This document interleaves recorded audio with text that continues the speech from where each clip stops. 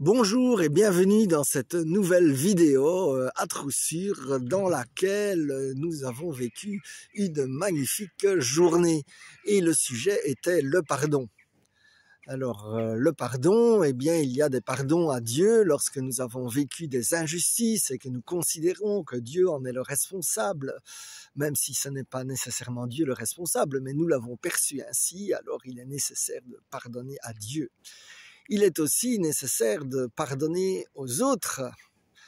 Et donc, il y a le pardon aux autres, le pardon ensuite à soi-même. Alors, le pardon à soi-même, vous me direz que c'est peut-être égoïste, mais non, Dieu nous demande d'aimer les autres comme nous-mêmes. Et donc, cela implique que nous devons nous aimer nous-mêmes parce qu'il y aura un lien. La limite avec laquelle nous aimons les autres est liée à la limite avec laquelle nous nous aimons nous-mêmes.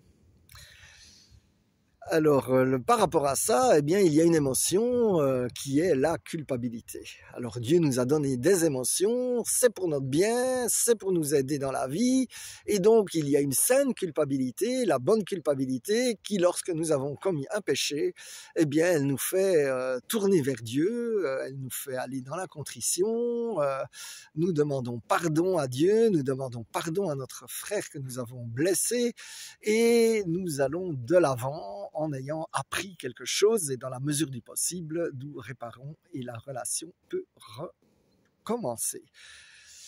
Et nous continuons sur cette voie. Ça, c'est la bonne culpabilité. Alors, il y a la vraie culpabilité, mais qui n'est pas bonne, celle où nous nous auto-flagellons en disant « Ah, si j'avais su, là, celle où ça s'est passé, ah, j'ai fait une erreur, j'ai fait un péché, j'ai blessé mon frère, maintenant mon frère m'en veut, et j'aurais pu faire autrement, et qu'est-ce que j'ai pas fait, et qu'est-ce que j'aurais dû faire ?» Et on refait le match 50 fois. Et en s'auto-flagellant. Et ça, c'est une culpabilité destructrice. C'est pas celle que Dieu veut pour nous et elle nous amène en général d'ailleurs dans une impasse. Et ensuite, il y a la fausse culpabilité.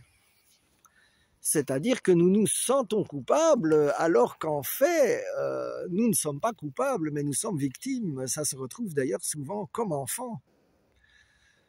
Les enfants sont très dépendants du regard de leurs parents et des choses qui se passent. Et c'est assez classique que, par exemple, des parents qui divorcent, eh bien, les enfants se sentent coupables du divorce de leurs parents, alors qu'en fait, c'est une affaire d'adultes. Et ce n'est pas du tout leur faute. Ils n'en sont que victimes. Mais malgré ça, ils se sentent coupables et ils traînent cela comme un boulet. Alors mon frère, ma sœur, peut-être as-tu des culpabilités toxiques qui sont soit des fausses culpabilités, de choses que tu n'as même pas commises, dont tu n'es pas responsable, et que parfois d'autres d'ailleurs en profitent pour te faire porter la responsabilité parce que ça les dégage eux-mêmes. Ou alors il y a la vraie culpabilité où tu t'autoflagelles. Eh bien maintenant, je prie le Seigneur qu'il te libère de tout ça. Et dans le nom de Jésus, je prends autorité sur les esprits qui sont derrière, les esprits qui t'envoient ces pensées de culpabilité. Et dans le nom de Jésus, je demande maintenant que mon frère reçoive les pensées de Christ. Et les pensées de Christ, c'est j'ai jeté tes péchés.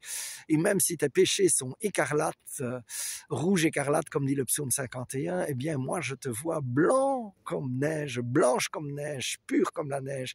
Merci Seigneur que tu renouvelles mon frère, ma sœur, et que maintenant il est pur, qu'il a un nouveau départ avec toi Jésus. Amen, amen, amen, sois béni.